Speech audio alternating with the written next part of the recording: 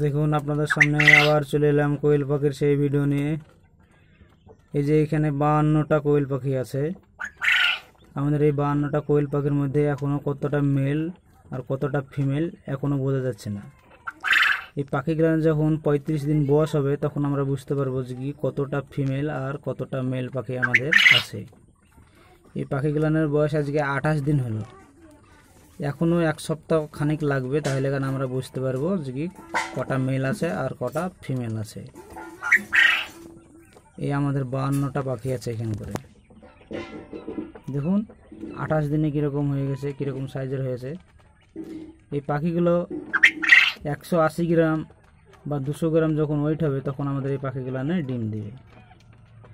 ডিম দেওয়ার বয়স হচ্ছে বড় যে কি আমাদের নিজের হাঁচার থেকে তোলা, সেজন্য আমরা যদি পালন করি আমাদের বাড়িতে তাহলে এগুলা 38 দিন থেকে 40 দিনের মধ্যে ডিম দেবে।